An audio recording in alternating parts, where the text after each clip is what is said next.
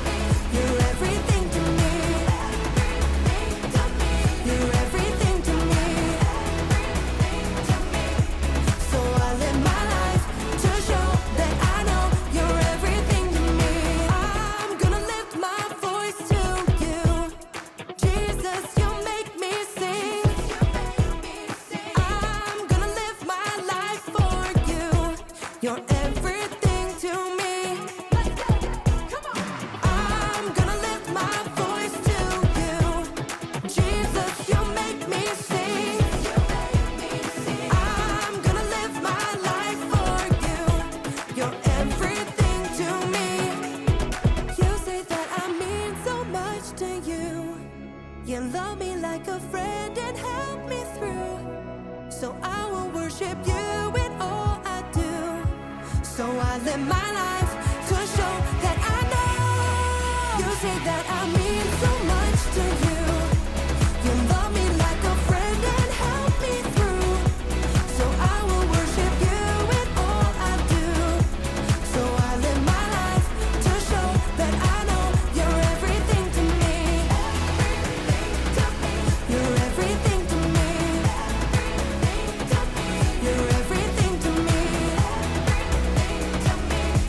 So I live my life to show that I know you're everything to me.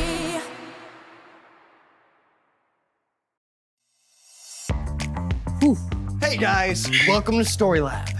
This week, we're talking about commitment while taking a look at the story of a woman who really gave it her all. Speaking of, you ready to give it our all on this workout? You know it. Yeah, let's do it. Let's do it. You ready? Yeah, Let's go get healthy and exercise. Yeah, absolutely. I'm ready.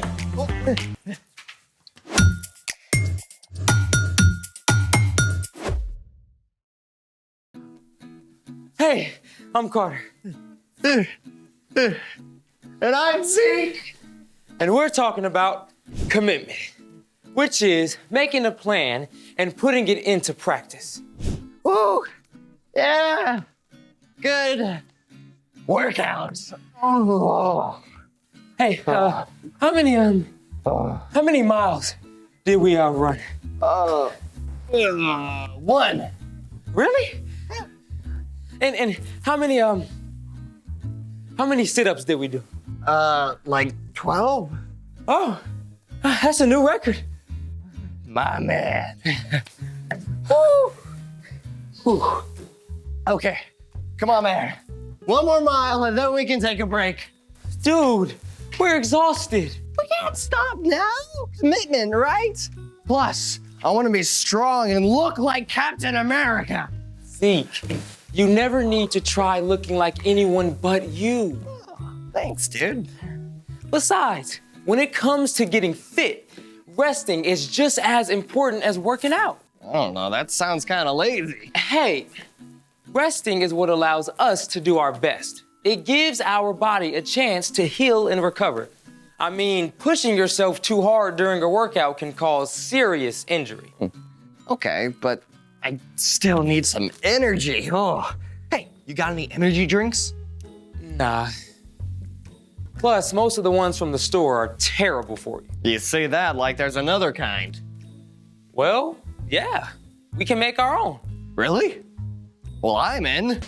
Let's make it! Today, we're making a healthy energy drink substitute that I like to call a summer splash. Okay, but what makes it different from the kind you get at the store?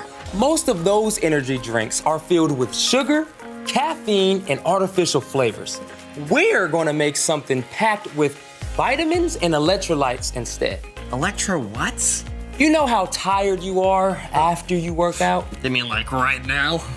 Yeah, that's partly because of dehydration. Oh, I know about that.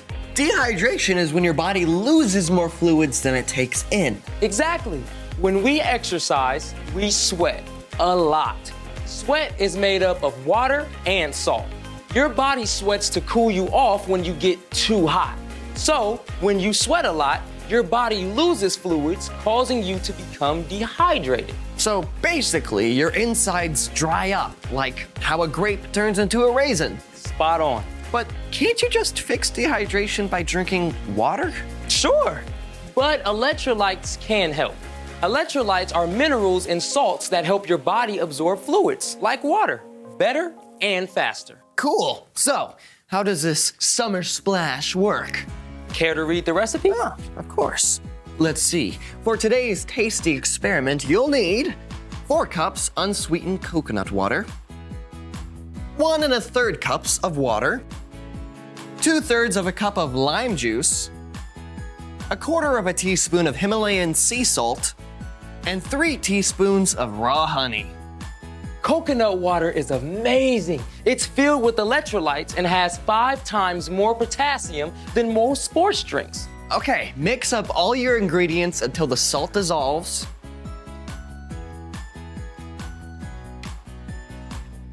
and enjoy. Simple, easy, and hopefully tasty. Nice summer splash. Thank you. Whew. Ready for the taste test? Oh yeah. Cheers. Oh, that is super refreshing. Whew. I can already feel my energy returning. Told you. You gotta take care of yourself before you can give it your all. Speaking of giving your all, it's time for The story before the story. Today, we're in the book of Mark, one of the 4 gospels that tell the story of Jesus. Mark was a close friend of Peter and likely recorded Peter's stories of following Jesus for the new believers then and for us today. For 3 years, Jesus traveled all across Israel and Judah with his disciples. He gave himself completely to helping people and teaching them about God's kingdom. During his travels, Jesus healed the sick, performed miracles, and gave epic sermons to huge crowds. In everything he did, Jesus lived fully for God and taught others to do the same. Which is where our story starts. Take it away. Hey everyone, I'm Brian.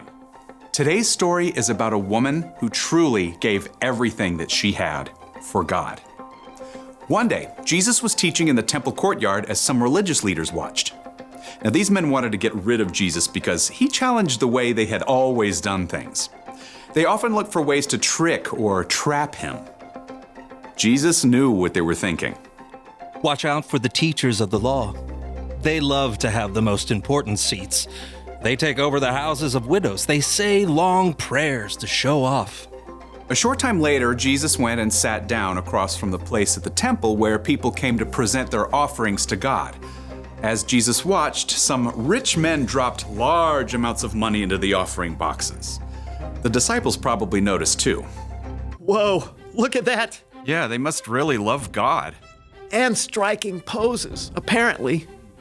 Just then, a poor widow came up and put 2 very small copper coins into the offering box. They were only worth a couple pennies. Jesus called his friends to come to him. Doesn't sound like much, huh? But you have to understand, at that time, most women couldn't work at a job outside the home. They had to depend on their husbands. So a widow, a woman whose husband had died, often had very little money or anything else. Jesus knew all about the widow at the temple. That poor widow has put more into the offering box than all the others. They all gave a lot because they're rich. She gave even though she is poor. She put in everything she had. That was all she had to live on. Wow. That makes 2 little coins. Seem like $1 million. Jesus looked beyond outside appearances. He knew that it was easy for the rich man to give lots of money, they'd never miss it. But the poor widow gave up everything that she had to honor God. And we still remember and tell her story today. The end. So, even though this widow gave the least amount of money, She actually gave the most. Exactly. Giving isn't always about what or how much you give, it's about the heart behind it. So, what's our part in the story? Well, the widow gave everything she had to God. Even though it wasn't much, she didn't keep anything back. And we can do the same. Sometimes that could be giving money, but often it's how we give other things we have, like our time or a good attitude. so say my mom tells me to clean my room. Instead of just chucking some shirts in the hamper, I could actually put things away. That's a good one. Or if you're hanging out with a friend, you could share your favorite toys and games instead of just the ones you don't care about. That's right. See, if you keep your eyes open, you can find ways to live fully for God in everything you do, whether it's at home, at school, or anywhere. Jesus once told his followers, anything you do for one of the least important of these brothers and sisters of mine, you do for me. So anytime we do stuff for other people, It's like we're doing it for God. I think you got it. See you next time. So here's the thing. Practice living for God. Speaking of practice, are you ready to get back training and finish that last mile? You know it. Ready. All right, Thanks for joining us in the Story Lab. See you next time. All right. Let's go. You ready? Yeah. Let's do it. Ready? Don't try that at home.